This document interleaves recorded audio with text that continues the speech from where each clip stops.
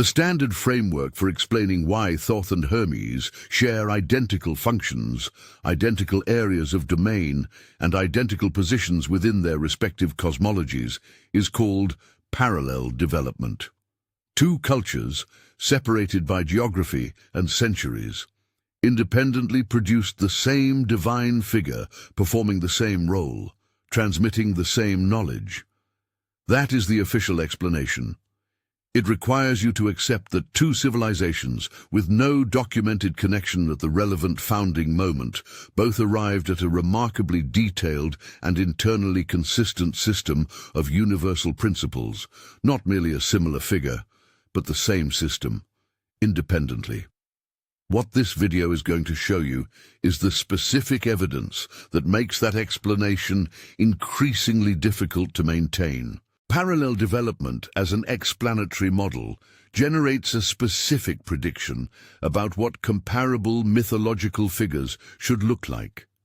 Two cultures independently arriving at the same divine archetype should produce figures whose similarities are functional and whose differences are systematic, the way Zeus and Odin are both sky father figures whose cosmological frameworks diverge substantially at every other level. This is what the model predicts. The comparison of Thoth and Hermes does not produce this pattern. The domains they govern are not merely similar, they overlap in specific technical detail. The principles they transmit are not analogous, they are the same principles stated in the same sequence. Parallel development accounts for similarity, it does not account for systematic identity. What this video will demonstrate is not a spiritual argument, it is a historical and structural one. The evidence falls into four categories: the domains and functions assigned to each figure in their primary sources, the principles and knowledge systems attributed to each, the explicit testimony of ancient scholars who recognized the connection and stated what they believed it meant, and the behavior of the tradition that claims this entity is not merely historical, but still active. Each category stands on its own. When they are examined together, the question of whether Thoth and Hermes are the same being stops being a metaphysical claim and starts being the most conservative reading of the available data. If following the evidence through 5,000 years of documented transmission is the kind of investigation you want more of, subscribe to this channel. Every video here is built from the same methodology. Find what the primary sources actually say, compare it against what the standard narrative claims, and follow the discrepancy as far as it goes. Hit subscribe and turn on notifications so you don't miss what comes next in this series. Thoth appears in Egyptian records before the dynastic period begins. His cult center was Hermopolis, the city the Greeks would later name after him, using their own rendering of his function. In the earliest available texts, Thoth is present at the creation of the world, serving as the divine scribe who records the acts of the gods, the keeper of what the tradition called the divine words, Medu Neter, which the hieroglyphs were designed to encode. His earliest identified function is not communication or literacy in the ordinary sense. It is the preservation and transmission of a complete body of knowledge that the Egyptian priestly tradition treated as the foundation of everything else they understood about the structure of reality. What exactly did Thoth transmit? The Egyptian texts are specific. The body of knowledge attributed to Thoth includes what is called the Book of Thoth. Not one document, but a category of sacred texts that the priestly tradition described as containing the total knowledge of the universe. Clement of Alexandria, writing around 200 AD, listed 42 books attributed to Thoth as being held in the Egyptian temples of his time. These books covered cosmology, theology, the nature of the soul, the structure of time, ritual practice, and what the Egyptians called the hidden things of what lies beneath, which is a description of principles operating beneath the visible surface of reality, not a collection of myths, a system. The standard description of Thoth in popular culture is that he was the god of writing and knowledge, the Egyptian equivalent of a divine librarian. This framing systematically misrepresents his role in the primary sources. Thoth in the Egyptian texts is not honored because he invented the symbols used for writing. He is honored because he holds the knowledge that writing is used to encode. The distinction matters. A librarian preserves what others have created. Thoth, in the Egyptian cosmological framework, is described as the entity whose knowledge preceded the creation of the world, who was present when Ra spoke the first words that organized chaos into structure. Writing is the vehicle. Thoth is the source of what the vehicle carries. Academic analysis of Thoth tends to focus on what can be physically verified, the iconography of the ibis and baboon, the scenes of him recording judgment at the scales of Maat, the funerary texts where he guides the soul. These are well documented and uncontroversial. What receives less attention is what the priests of Thoth's own temple tradition said about his origin. The Ogdoad of Hermopolis, the 8 primordial forces that the priests described as the original powers before creation, placed Thoth outside this structure entirely. He does not belong to the Ogdoad. He is the entity whose knowledge made it possible for the Ogdoad to become what it became. That is not a functional description. That is an ontological one. In the Egyptian cosmological structure, Thoth occupies a position that has no clean parallel in other pantheons. He is mediator between Ra and humanity, the entity who carries knowledge from its divine origin into a form that can be received and used. He is the one who restores the eye of Ra, which in the symbolic language of the tradition means he restores the capacity for divine perception when it has been diminished. He is the one who governs the calendar and the measurement of time, because time itself is understood as the framework within which the principles he transmits can be applied. In every instance, the role is the same. He is not a god who does things. He is the entity through whom the knowledge that makes things possible flows. If what we're covering here is landing with you as more than a historical coincidence, if the pattern is starting to feel like a question you need to answer for yourself, write in the comments, "Today's date," then complete this sentence. I followed the transmission line, not as metaphor, as direction. The precision of when you write that matters. This is not a spiritual exercise, it is a timestamp. When Hermes enters the Greek record, he enters as a figure with an unusually complex portfolio. The popular version, god of commerce, messenger of the Olympians, patron of thieves, wearer of winged sandals, is accurate as far as it goes. It does not go far enough. In the Homeric hymns, Hermes is credited with the invention of the lyre, with the first measurement and cataloguing of celestial bodies, with the establishment of language itself as a structured system of communication. In the Orphic tradition, he is Hermes Chthonios, the one who moves between the surface world and what lies beneath it. In the Pythagorean tradition, he is connected to the transmission of mathematical principles. What you are looking at is not a messenger god. You are looking at the same functional profile as Thoth. The gap between popular Hermes and initiatory Hermes is significant enough that it requires explanation. In the Greek mystery traditions, Hermes holds a role that has nothing to do with commerce or speed. He is called psychopomp, the conductor of souls, which places him at the threshold between existence and whatever comes after it. He holds the caduceus, a staff with 2 serpents in specific orientation, which the mystery traditions did not treat as a symbol of medicine, but as a map of opposing forces brought into structured balance. These are not attributes added to the popular figure for variety. They are a separate body of attributions that appears in a separate body of texts, consistent across the Greek mystery schools, pointing to a function that the myths of Olympus do not fully contain. The modern world inherited the surface layer of Greek mythology, The narrative layer, the stories the tragedians dramatized and the poets commemorated. What it inherited far less clearly is the initiatory layer, the body of knowledge transmitted within the mystery schools that the public myths were designed to point toward without fully revealing. In that initiatory layer, Hermes is not described as a divine messenger. He is described as the entity who holds the knowledge of the structure of reality, the same knowledge that the Egyptian priestly tradition attributed to Thoth. The Pythagorean school in Croton, the Orphic mysteries at Eleusis, the philosophical tradition that would become Neoplatonism. In each of these, the knowledge identified as originating with Hermes is not mythological. It is structural. Psychopomp, the word is Greek. It means soul guide. Think about what that function actually implies. You do not need a guide unless there is a path. You do not need a path unless there is a territory.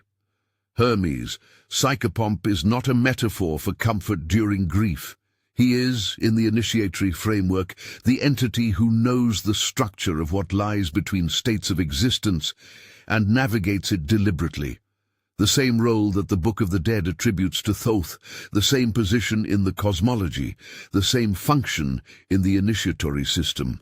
The geography of the after-death experience described in the Greek mysteries and the geography described in the Egyptian duat are not identical, but the entity who navigates them is described with the same attributes. Examine the complete list of domains attributed to each figure in their primary sources. Thoth, inventor of language, keeper of divine records, measurer of time, mediator between divine and human orders, guide of souls in the post-death territory, holder of cosmological principles. Hermes, inventor of language, keeper of divine messenger function, establisher of cosmic order through measurement, conductor of souls at the threshold, transmitter of philosophical principles through the mystery schools. The overlap is not partial, it covers every significant function. The academic literature has a term for this kind of correspondence, interpretatio Graeca, the practice by which Greek scholars identified Greek divinities with their Egyptian equivalents. What is unusual in this case is that the identification was not imposed from outside. It was recognized and stated by figures within both traditions. If this content is opening something that you're finding valuable, let me know by liking this video. It tells the algorithm that this kind of rigorous investigation deserves to reach more people, and it helps this channel keep doing exactly this work. The Interpretatio Graeca framework was applied, reasonably, to dozens of cross-cultural divine identifications. Zeus was identified with Amun, Artemis with Bastet, Aphrodite with Hathor.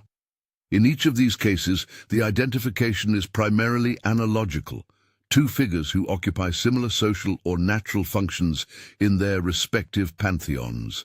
The Thoth-Hermes identification is categorically different. The other identifications share function without sharing system. Zeus and Amun are both sky fathers. Their cosmological frameworks diverge substantially. Thoth and Hermes do not merely share function.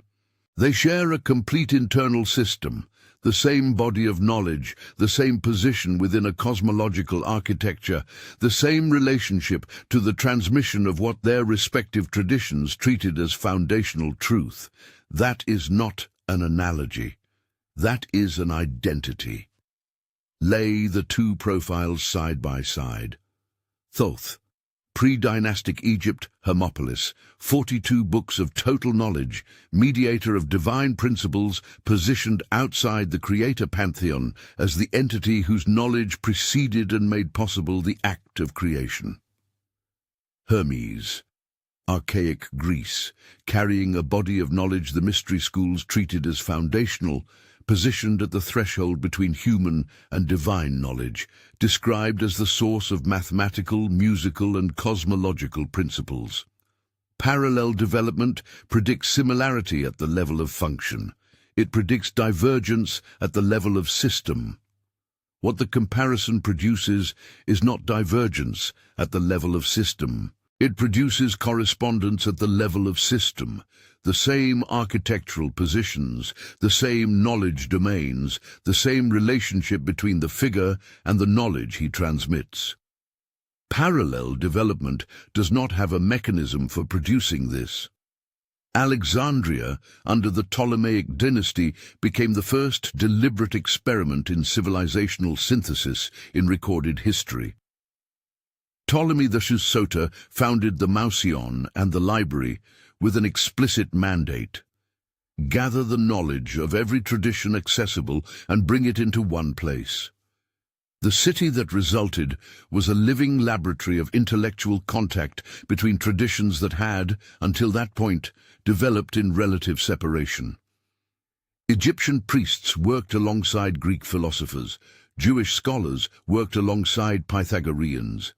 The conditions for the Thoth-Hermes synthesis were not produced by accident.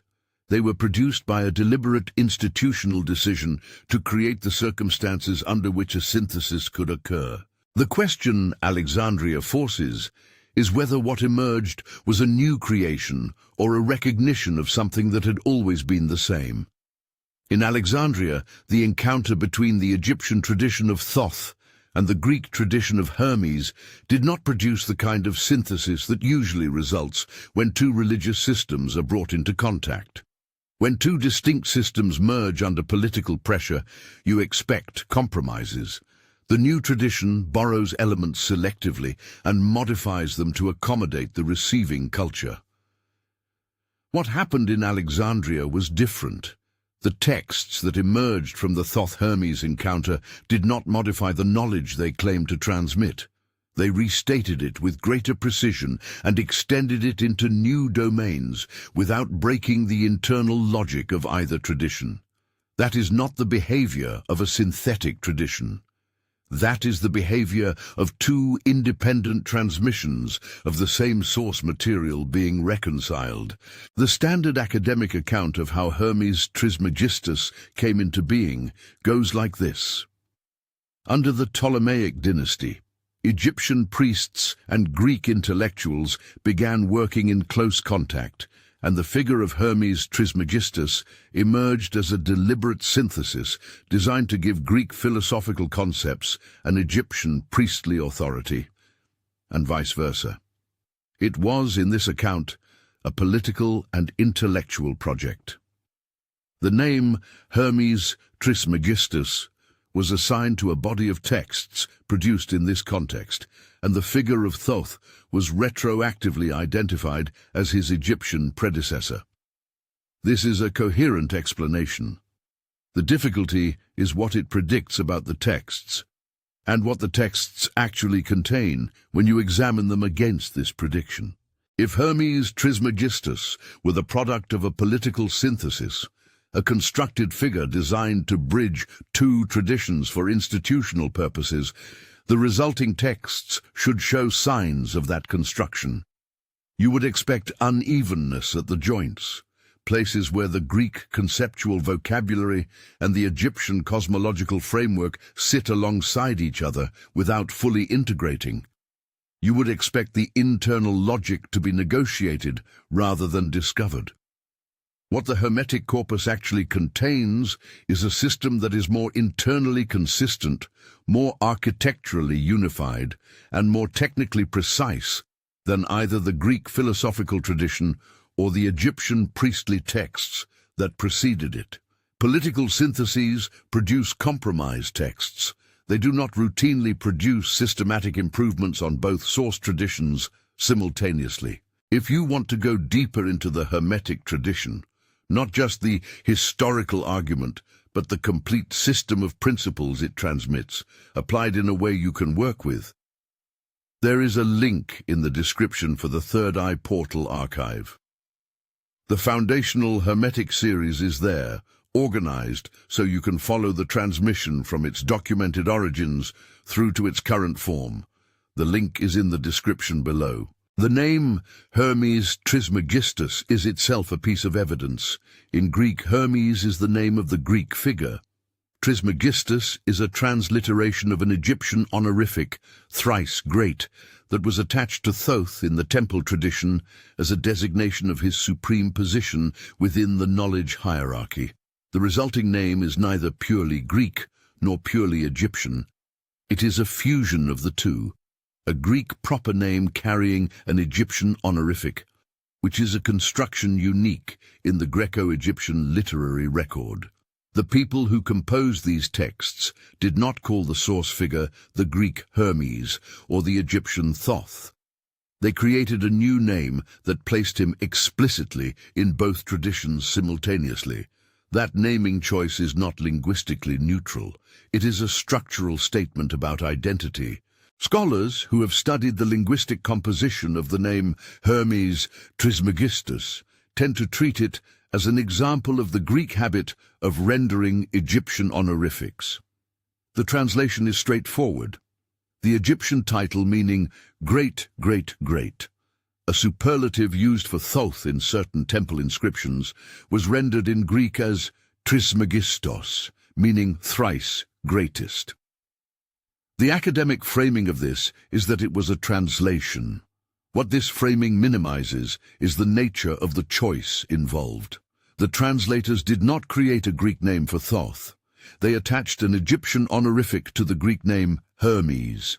That is not how translations work. That is how you designate identity, by saying that the Greek figure and the Egyptian figure carry the same superlative because they are the same entity. Among the surviving texts of the Hermetic tradition, the Corpus Hermeticum is a collection of Greek texts produced in Egypt during the 2nd and 3rd centuries of the Common Era. It comprises 17 tractates in the form of dialogues, mostly between Hermes Trismegistus and a series of interlocutors, including his son Tat and the divine figure Poimandres. The texts cover cosmology, the nature of the divine, the structure of the soul, the mechanics of perception, and what they call the path to gnosis, direct knowledge of the divine structure of reality.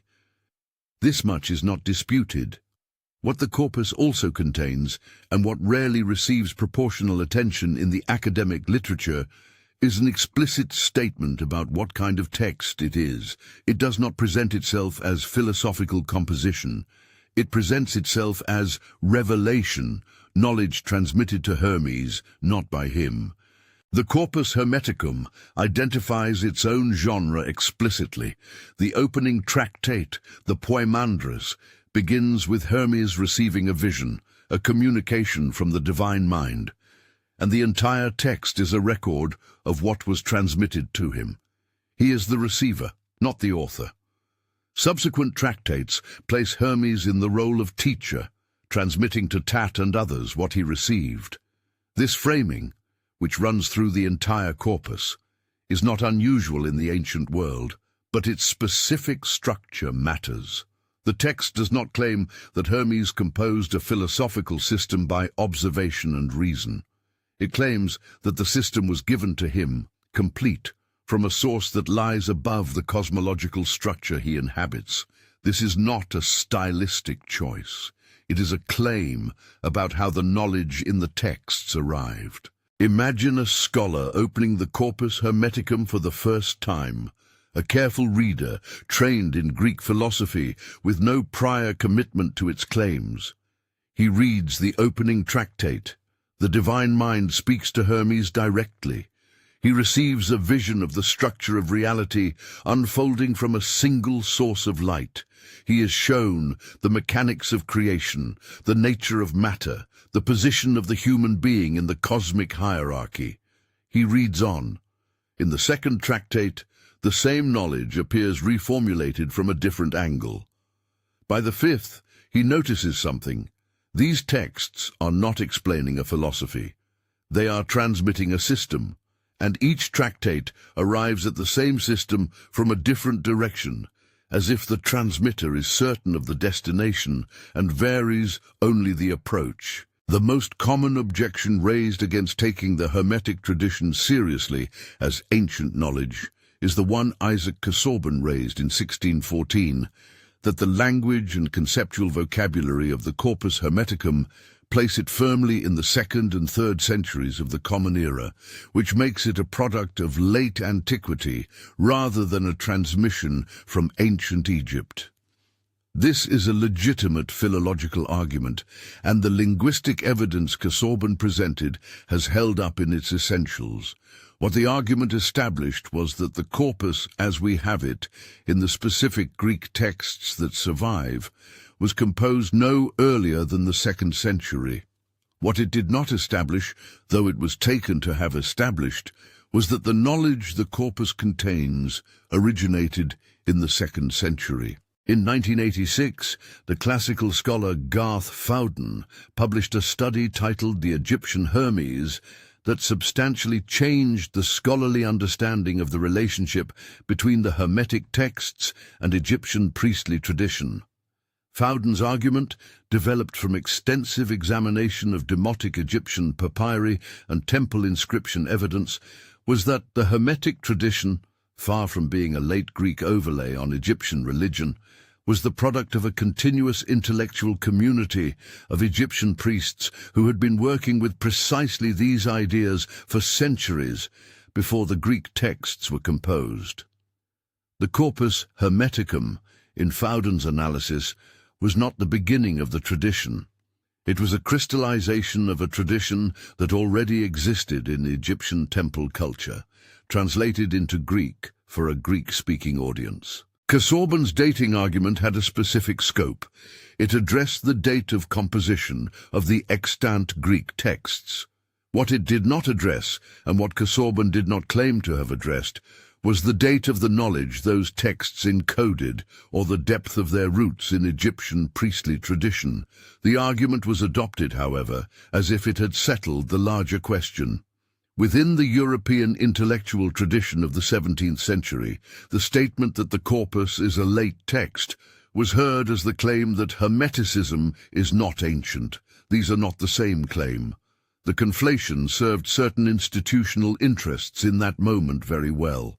Fowden's work and the subsequent archaeological evidence from demotic papyri demonstrated that the conflation was not warranted by the evidence on which it was based. Among the most direct pieces of evidence for a pre-Christian Thoth-Hermes synthesis are the Greek magical papyri, a collection of ritual texts from Egypt dating primarily to the 2nd century before the Common Era through the 5th century of the Common Era.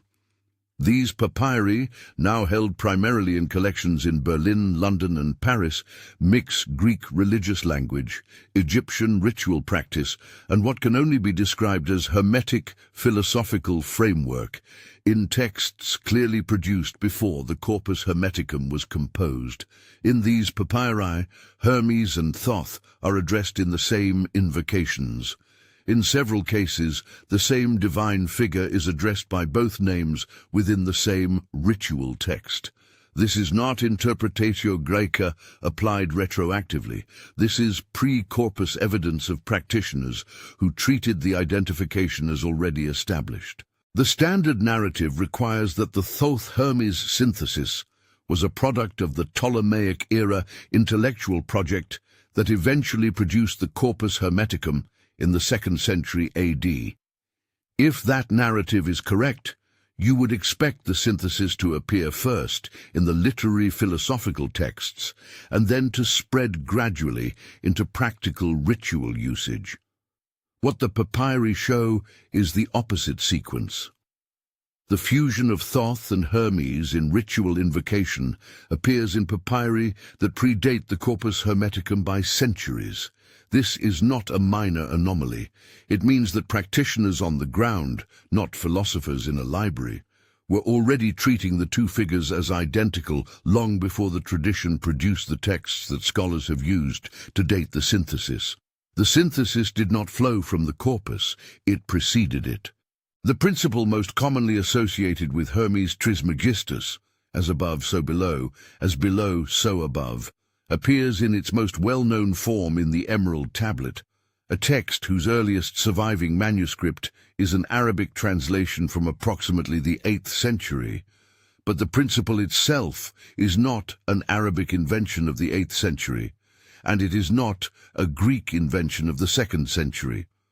The Egyptian texts at Luxor and Karnak contain architectural inscriptions dating to approximately the 14th century BC that express the principle of correspondence between the celestial order and the terrestrial order in terms that are functionally identical.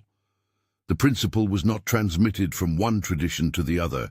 It was restated in each tradition as a principle the tradition already held. The problem of tracing the direction of transmission in the as above, so below case illustrates something structurally important about the entire Thoth Hermes question.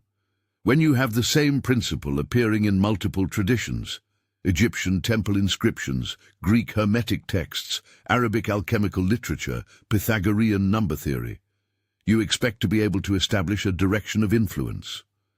A principle originating in one tradition should show signs of adoption and adaptation in the traditions that receive it.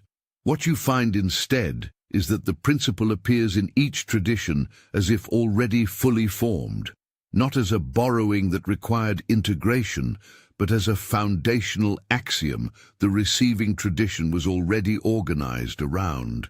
Transmission in a single direction cannot account for this. Either the principle is so fundamental that independent traditions inevitably arrive at it, or it was transmitted from a single source that preceded all of them. Something in how you're processing this is probably reaching for the distinction between a historical pattern and an active agent producing that pattern. You can acknowledge that the Hermetic tradition appears at structurally significant moments without concluding that someone is making it appear. Patterns can be coincidental. Historical contingency can produce clustering. You are right to resist the leap from pattern to agency. That is good thinking. But here is what the pattern requires you to explain if you hold the no active agent position. The tradition does not just appear at these moments. It appears already complete, not as a developing philosophical school that reaches maturity through the period of cultural transition, but as a system that arrives full-formed at exactly the moment when the transition requires a foundational framework. That is a different kind of coincidence. A researcher encountering the parallel between Thoth and Hermes for the first time might note one or two shared attributes and conclude that this is a reasonable case of cultural borrowing, one tradition adopting an element from another and adapting it. That explanation works at the level of individual attributes. It does not work at the level of system. If Egyptian scribes had borrowed the figure of Hermes and dressed him in Egyptian iconography, you would expect a partial adoption, the elements that served the Egyptian framework modified to fit it.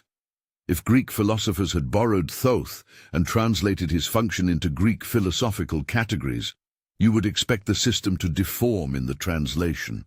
What you find instead is that the 7-principle system appears in both traditions complete and internally consistent. Cultural borrowing does not preserve systemic completeness across this kind of translation. The Egyptologist Jan Assmann has devoted significant portions of his scholarly career to what he calls the Mosaic distinction, the question of how monotheistic traditions defined themselves against what came before. In his work on the Egyptian intellectual tradition, including his analysis of what he terms the Hermetic theology of Egypt, Assmann identified something that his framework for understanding religious syncretism did not easily accommodate.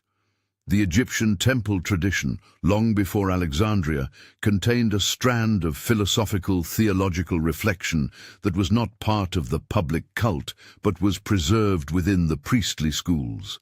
And this strand bore a structural resemblance to the Hermetic philosophical tradition that was too precise to be explained by common cultural inheritance alone. Assmann did not draw the conclusion that Thoth and Hermes were the same entity, but his evidence pointed toward it. Assmann is a careful scholar, and his caution about making claims that exceed his evidence is professionally appropriate. But caution in the presentation of a conclusion is not the same as absence of evidence. What his work on Egyptian Hermetic theology established, without stating explicitly, was that the knowledge the Hermetic tradition claimed to transmit was not a late Greek invention. It had roots in Egyptian priestly practice that predated the Greek encounter by centuries. The implication of this finding, stated directly, is that when the Thoth-Hermes synthesis occurred in Alexandria, the Greeks were not importing a philosophical framework into Egypt. They were recognizing, in their own terms, a framework that the Egyptian priestly tradition had been preserving since before the historical period of either civilization began. The Hermetic texts are explicit about what kind of knowledge they claim to contain. The corpus Hermeticum does not present itself as a philosophical school founded by human thinkers who arrived at its principles through observation and reasoning. It presents itself as a transmission, a body of knowledge that originated in a source beyond the human order and was received by a figure positioned to translate it into communicable form. This is described not as a literary convention, but as an operational description of how the knowledge arrived. The Asclepius, one of the key texts in the Hermetic tradition, contains a section where Hermes Trismegistus describes how the knowledge was given to him and instructs Asclepius to transmit it only to those capable of receiving it. The texts understand themselves as relayed, not created. Scholars working in the history of ancient religious literature are well acquainted with the rhetorical convention of the divinely dictated text. Claiming divine origin for a text was a standard way of asserting its authority in ancient contexts, the way a modern academic might assert authority through peer review. Under this framework, the Hermetic claim of divine transmission is a rhetorical strategy, not a literal claim.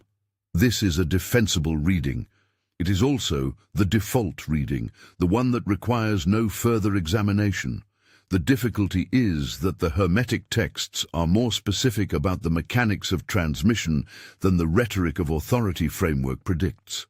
They do not simply say this knowledge comes from God. They describe what the experience of reception was like, who the transmitter was, and what the condition of the receiver needed to be for the transmission to succeed. The pattern of transmitted knowledge, a human figure positioned as receiver rather than author, given access to knowledge from a source described as above the ordinary divine order, appears with striking specificity across traditions that have no documented contact at the relevant periods.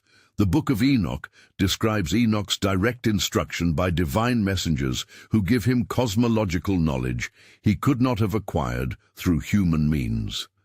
The Vedic tradition presents the Vedas as Shruti, heard knowledge received by the rishis rather than composed by them. The Egyptian Book of the Dead, in its earliest form as the Pyramid texts, presents knowledge that the priestly tradition described as originating before the current human cycle. In each case, the knowledge comes down. In each case, the figure receiving it occupies the same structural position that Thoth and Hermes occupy in their respective traditions. You can read every one of these traditions as deploying the same rhetorical strategy for the same institutional reasons, claiming divine origin to establish authority, using the figure of the divinely instructed human as a way of placing knowledge beyond dispute. That is a coherent analytical framework. It explains each case individually. What it does not explain is the specific consistency of the mechanism described, not just the claim of divine transmission, but the detailed description of how it works, who initiates it, what the receiver experiences, and what the purpose of the transmission is stated to be. Across traditions where the probability of direct intellectual contact is low, and the probability of independent composition of the same specific mechanism is, to put it carefully, worth quantifying. In 1463, a Florentine scholar named Marsilio Ficino received an unusual instruction from his patron Cosimo de' Medici. Ficino had been commissioned to translate the complete works of Plato, a project of enormous intellectual significance in the context of early Renaissance humanism. A manuscript had arrived in Florence, a Greek copy of the Corpus Hermeticum brought back from Macedonia by a monk named Leonardo da Pistoia.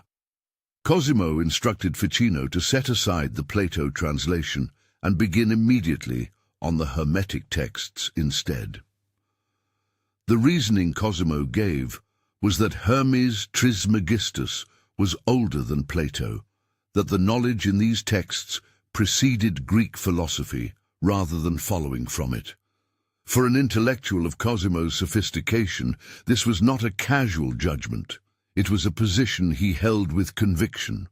Why would a Renaissance scholar, commissioned to produce the complete Plato, stop what he was doing to translate an unfamiliar set of texts, even at the instruction of his patron?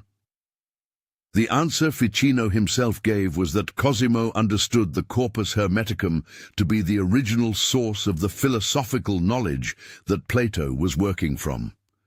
The argument was based on chronology, the belief that Hermes Trismegistus was a contemporary of Moses, or earlier, which made him a source of what they called the Prisca Theologia, the original theology that all later wisdom traditions were imperfect transmissions of. What is significant about this reasoning is not whether it is historically accurate. It is that the people who encountered these texts in the 15th century found them systematically prior, not parallel to, but prior to the philosophical tradition they already considered authoritative. The intellectual and spiritual convictions of Cosimo de' Medici about the priority of Hermetic knowledge are documented not only in the circumstances of Ficino's commission, but in the philosophical program of the Platonic Academy that Cosimo established in Florence. The Academy was not founded as a site of classical scholarship, the recovery and analysis of Greek texts, which was the primary project of Renaissance humanism.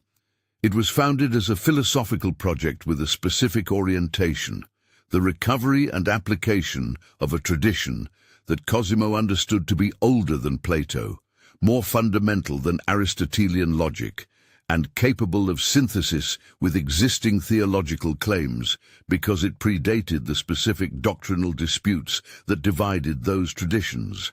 The Hermetic texts were not a curiosity for Cosimo. They were the primary source. The framing that contemporary scholars apply to Ficino and the Florentine humanists is that they were encountering texts they had no previous access to, discovering, for the first time, a body of knowledge that had been largely invisible to Western European intellectual culture for centuries. This framing is accurate at the level of the specific manuscripts. It does not accurately describe what Ficino and Cosimo believed they were doing. In their own correspondence, their own self-understanding, they were not discovering a new tradition. They were recovering a lost one, reconnecting to a source they believed had been present before all the traditions they were familiar with, and whose temporary inaccessibility they experienced as a deprivation. The distinction matters because it changes the intellectual posture. Not curiosity about a discovery, but recognition of something that should not have been absent. 2 centuries of output. Ficino's Latin corpus. Pico della Mirandola's oration on the dignity of man, framed entirely in Hermetic categories. Giordano Bruno's mathematical memory systems applied Hermeticism, for which he was burned at the stake in 1600. Paracelsus rewriting medicine in terms of the principle of correspondence.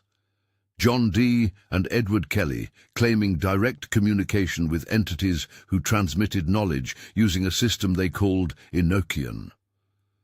Robert Flood mapping the cosmos in Hermetic architectural diagrams.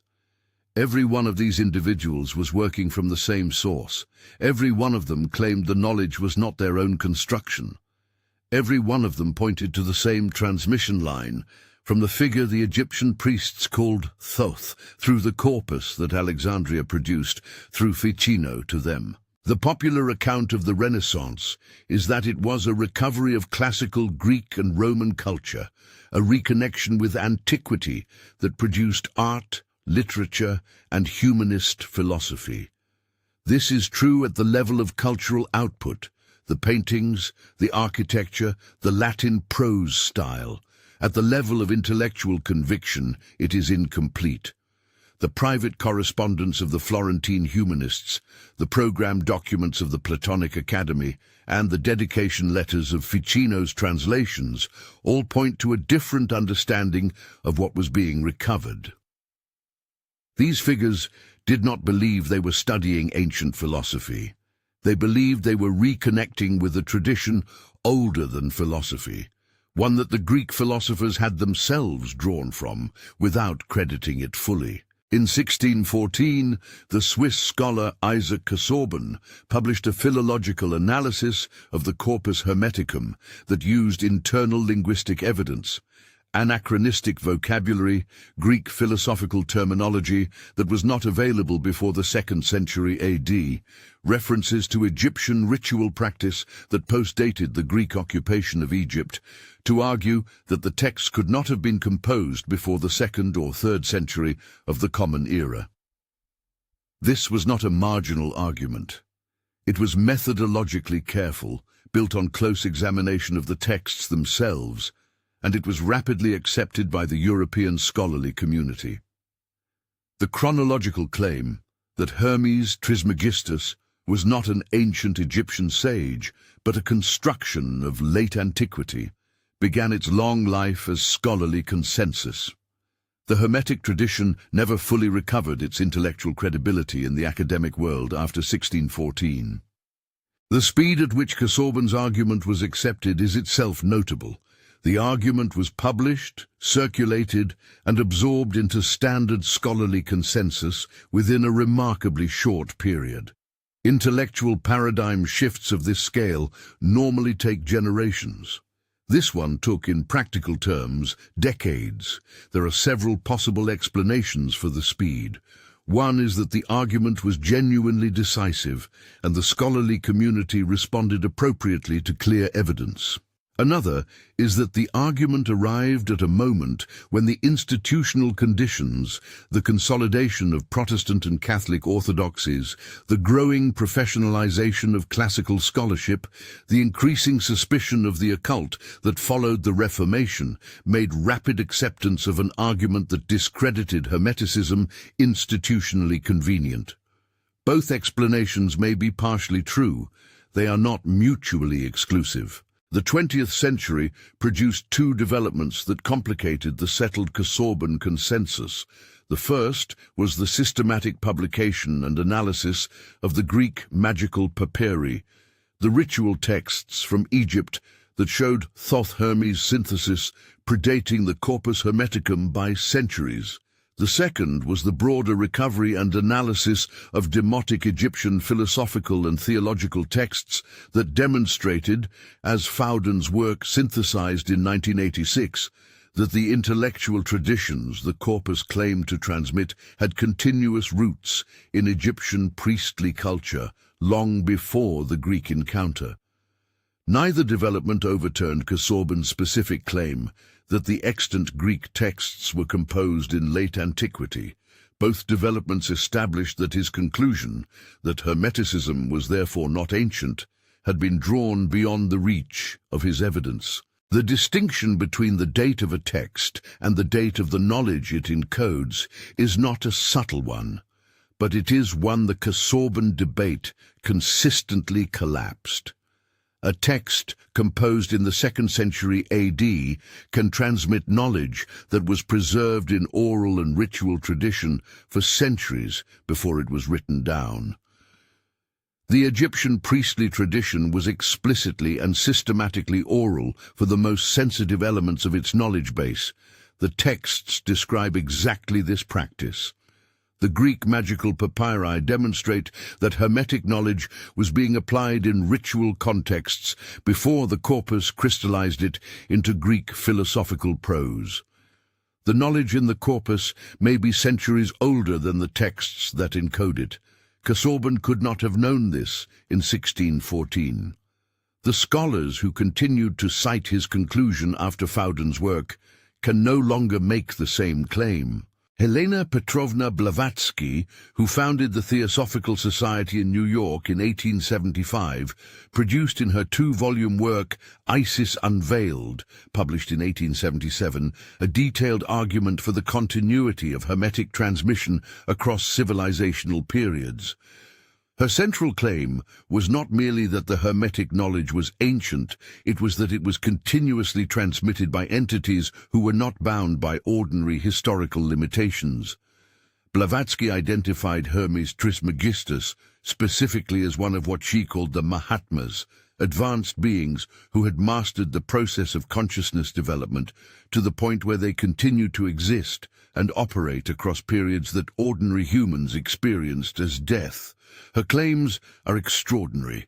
What is significant for this analysis is the specific nature of what she claimed was being transmitted, the same seven-principle system that the Corpus Hermeticum encodes. London, 1887. Three Men, a manuscript, supposedly discovered in a bookstall containing a cipher, which, when decoded, produced instructions for a Hermetic magical order and an address in Germany for a woman who would provide the advanced ritual material.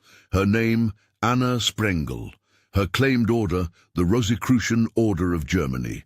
Her claimed source, the same Hermetic transmission line that went through Ficino, through the Corpus, through Alexandria, through Thoth. William Westcott, Samuel Liddell MacGregor Mathers, William Robert Woodman. They called it the Hermetic Order of the Golden Dawn. Whether the Sprengel correspondence was fabricated, which most scholars believe, the framework of knowledge the Golden Dawn worked with was real, drawn from Kabbalah, Hermeticism, Enochian material from tarot, astrology, all pointing to the same source. In Isis Unveiled, Blavatsky devoted substantial sections to establishing the transmission line she claimed the Theosophical Society was connected to. Her argument proceeded through historical documentation before arriving at its more extraordinary claims. She traced the Hermetic tradition through the Gnostic schools of Alexandria, through the Neoplatonic philosophy of Iamblichus and Proclus, through the Islamic preservation of Hermetic texts in the medieval period, through the Renaissance recovery, and through what she described as a continuous underground transmission maintained by groups she identified as the inheritors of the mystery school tradition. The historical portions of this argument align substantially with what academic scholars have subsequently documented. The extraordinary claims about living transmitters are where Blavatsky moves beyond what the historical record can verify, though she insisted the two aspects of her argument were inseparable. The public narrative of the Hermetic Order of the Golden Dawn presented it as a scholarly organization studying ancient wisdom texts, the esoteric equivalent of an academic society. The internal grade papers and initiation documents tell a different story. They do not describe the Golden Dawn as an organization that studied the Hermetic tradition. They describe it as an organization through which the Hermetic tradition was actively transmitted, not from manuscripts, but from a living source that the founding documents described as continuing to operate through human intermediaries. Whether this claim was genuine conviction or institutional theater is a question that serious students of the organization have never fully resolved. What is unambiguous is that the system of knowledge the documents transmitted was not a Golden Dawn construction. It was a Hermetic system with a clear line back to the corpus.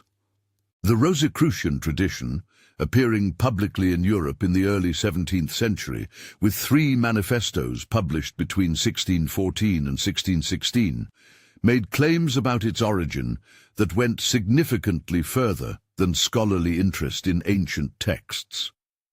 The manifestos described a tradition founded by a figure called Christian Rosenkreutz, who had traveled to the East and received knowledge from sources described as having access to a wisdom tradition older than the existing Western religious frameworks. The ancient mystical order Rosicrucis, in its 20th century manifestation under Harvey Spencer Lewis, made the claim explicit. Their transmission came directly from the Hermetic tradition of Alexandria, which was itself a continuation of the knowledge attributed to Hermes Trismegistus, which was itself the Greek name for a transmission that Egyptian priests had attributed to Thoth. The lineage claim is direct and specific. What you have with Theosophy, the Golden Dawn, and the Rosicrucian tradition is three organizations founded in different countries across a span of approximately 75 years, all making the same specific claim, that they were receiving active transmissions from the same Hermetic source. The easy dismissal is that they were reading the same texts and constructing their organizational identity around the same historical tradition. This explanation works well enough if the organizations are examined individually. It works less well when you examine the content of what they claim to be transmitting. The knowledge systems they produced, not the organizational mythologies, but the actual philosophical and practical content, are not independently derived from the same textual sources. They are structurally identical in ways that go beyond what independent literary derivation from the same manuscripts would predict. 5 figures, different decades, different countries, no documented direct communication about their foundational claims. Blavatsky in New York, 1875, Mathers and Westcott in London, 1887, Papus in Paris, 1888, Spencer Lewis in San Jose, 1915, each one claiming independently that the knowledge they were working with came through the same transmission line, each one using a different organizational form, different ritual framework, different public emphasis, but the 7 principles, or their structural equivalent, appearing in each system in the same architecture. The pattern is too consistent to dismiss easily. You can explain it as derivation from the same published sources. The principle it points to is harder to explain away. The knowledge system attributed to Thoth and Hermes has a capacity for transmission that does not depend on the survival of any particular document. The most rigorous skeptical explanation for the convergence of these traditions on the same source material is what you might call the library theory. All of these founders had access to the same body of published Hermetic texts, Ficino's translations, the Kabbalistic sources, the Rosicrucian manifestos, and independently drew on this common textual inheritance to construct their organizational identities. This is plausible for the organizational claims. It is less plausible for the philosophical specifics. The detailed coherence of the 7-principle system across these traditions, not just the surface resemblance but the structural relationships between the principles, is not the kind of thing you derive independently from reading the same source texts unless the system was already there to be found. The library theory explains convergence of vocabulary. It does not explain convergence of architecture. The American scholar and historian Manly P. Hall, in his 1928 work, The Secret Teachings of All Ages, produced what remains the most comprehensive attempt to document the transmission line of Hermetic knowledge from its earliest identifiable sources through to the early 20th century. Hall was not a credentialed academic, and his work does not meet modern standards of historical scholarship. What it does is document, with citations, with specific textual references, with historical details that have largely withstood subsequent scrutiny, the continuous presence of a recognizable Hermetic knowledge tradition in every major cultural transition of Western civilization. His finding was not that the tradition was ancient. His finding was that it was uninterrupted, that at no point in the last 5,000 years had there been a period when this system of knowledge was not being transmitted by someone. Hall framed his work as a celebration of the esoteric tradition, a loving documentary of its presence through history. He did not frame it as an argument about transmission mechanism, but the argument emerges from the documentation itself. If you trace Hall's evidence without his interpretive frame, if you look only at the pattern of appearance, at where and when identifiable expressions of the Hermetic system show up in the historical record, what you find is not the pattern you would expect from a tradition that survived through human scholarly transmission alone. You find the clustering pattern. The tradition appears with unusual intensity and productivity at specific moments, periods of civilizational transition, periods when the existing frameworks for understanding reality were breaking down. The clustering is not random. It has a shape. The clustering pattern of Hermetic transmission follows a consistent logic across the 5,000 years of its documented history. Thoth emerges as a fully formed, knowledge-transmitting figure in Egypt at the moment when Egyptian civilization is establishing its basic institutional structures: the writing system, the calendar, the priestly hierarchy, the cosmological framework. Hermes emerges in Greece during the period when Greek philosophical culture is finding its foundations. The Pythagorean school, the early mystery traditions, the establishment of mathematical and astronomical systems. Hermes Trismegistus emerges in Alexandria at the moment when three major civilizational traditions, Greek, Egyptian, and Jewish, are being brought into contact, and the question of their relationship requires a framework. The pattern is not coincidental clustering. It is systematic appearance at moments of civilizational structuring. Something in how you're processing this is probably reaching for the distinction between pattern and agency. You can acknowledge that the Hermetic tradition appears at structurally significant moments without concluding that something is making it appear. You are right to hold that distinction carefully. It is good thinking. But here is what the pattern requires you to explain if you maintain the no-agency position. This tradition does not just appear at these moments. It appears already complete, not as a developing philosophical school that reaches maturity through the period of cultural transition, but as a system that arrives full-formed at exactly the moment when the transition requires a foundational framework. That is not the behavior of a human tradition being discovered and developed. That is the behavior of something that already exists, waiting for the conditions that allow it to be received. The Hermetic tradition's pattern of appearance at moments of civilizational transition does not end in Alexandria. The Renaissance of the 15th and 16th centuries was not merely a cultural flourishing.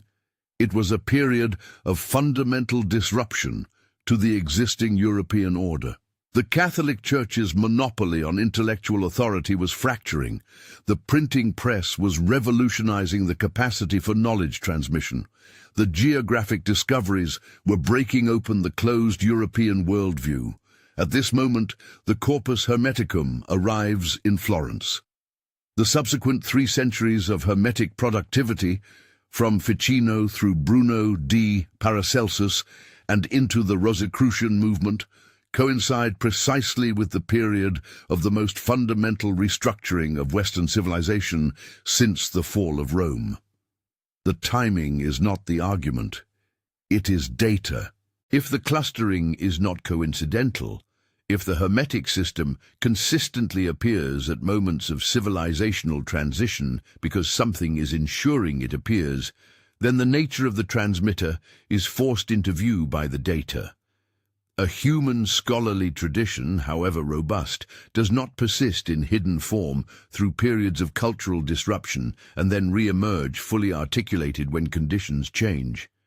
Human scholarly traditions fragment, lose coherence, absorb the influences of the periods they persist through. What re-emerges after a period of dormancy shows the marks of that dormancy. The Hermetic system, in each of its major reappearances, does not show those marks. It reappears with the same internal architecture, the same 7-principle structure, the same cosmological framework, as if the dormancy period simply did not affect it. The question that the complete analysis of the Thoth Hermes tradition forces, not as a metaphysical speculation, but as an honest accounting of the data, is whether the clustering pattern, the systemic identity of knowledge across traditions, the claims of active transmission by multiple independent organizations, and the behavior of the knowledge system across 5,000 years of documented history are best explained by a model of passive textual transmission, or by a model in which something maintains the integrity of the transmission across historical periods. This is not a question that requires spiritual commitment to ask. It requires only a willingness to apply the same evidentiary standards to this question that you would apply to any other historical problem, which means refusing to accept an explanation that is simpler than the evidence requires. The sophisticated academic response to the question of active transmission is the mimetic one. The Hermetic system survives and re-emerges because it is a highly effective cognitive framework. It maps human experience with sufficient accuracy that it finds purchase in each new cultural context it encounters, and its apparent consistency across traditions is the consistency of a useful model, not of a transmitted message. This is a plausible and intellectually honest response. The difficulty is that it does not account for the practitioner reports. Across 5,000 years, the tradition has consistently produced individuals who reported not that they found the Hermetic system useful, but that they received it, that it came to them from a source that had the same character as the source that Thoth and Hermes described in their respective traditions. The mimetic explanation accounts for survival.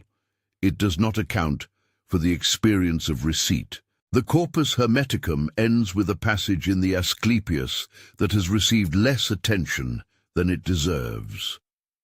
Having transmitted to Asclepius the knowledge of the divine structure of reality, Hermes Trismegistus gives a specific instruction. This knowledge is to be transmitted only to those who are capable of receiving it, not made available in forms accessible to those without the necessary preparation. He then describes what he calls a perfect discourse that will never be lost, a transmission that will persist regardless of what happens to the institutions and cultures through which it currently moves.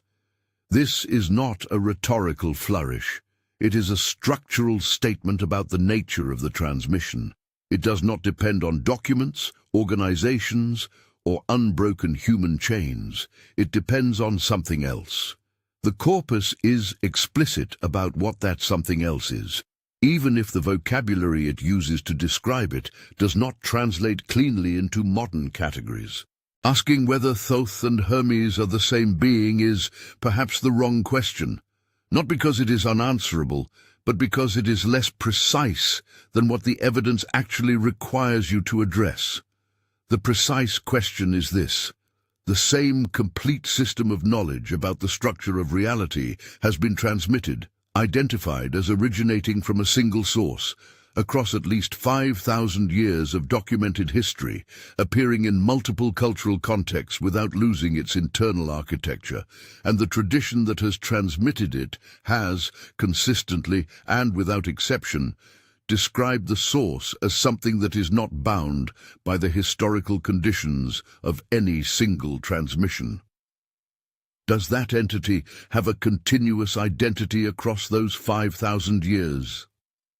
That is the question the data forces. Whether it is the same being is a matter of how you define being. What this analysis can establish is the following. Thoth and Hermes are not functionally parallel figures from independent traditions.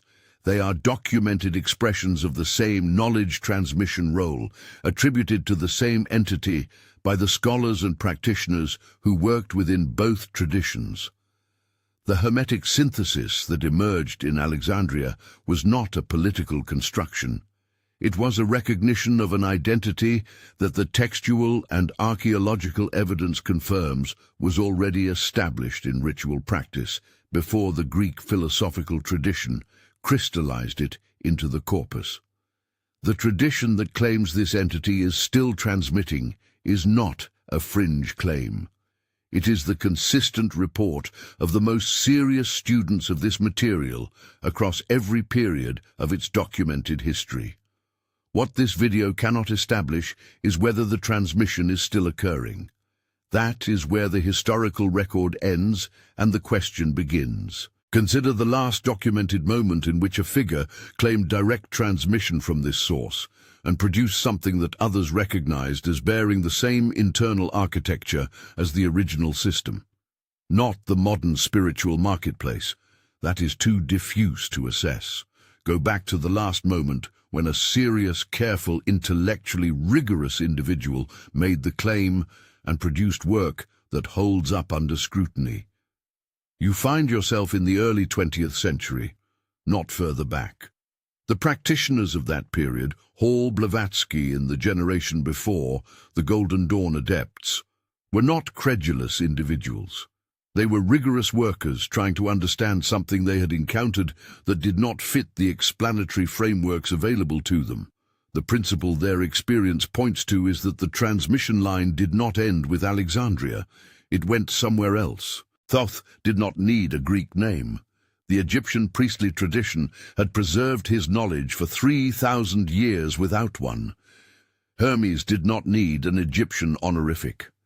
The Greek mystery tradition had transmitted his knowledge through its own structures for centuries. Someone brought the two names together. Someone produced the Corpus Hermeticum, a text that the most careful scholars of late antiquity treated as originating from a figure wiser than any they had encountered. Someone ensured that the system arrived, complete and intact, at every moment in Western history when a complete and intact system was most urgently needed. The question of whether that someone is a being, a tradition, a mechanism, or something that does not have a name in any of the languages so far applied to it, is the question this video was always building toward. If this investigation has done what it was designed to do, if the question of whether this transmission is still active is now one you can't easily dismiss, share this video with someone else who is ready for that question. That is how this knowledge has always moved, not by broadcasting but by reaching the right person at the right moment. The link to the next investigation is in the description, and the transmission continues.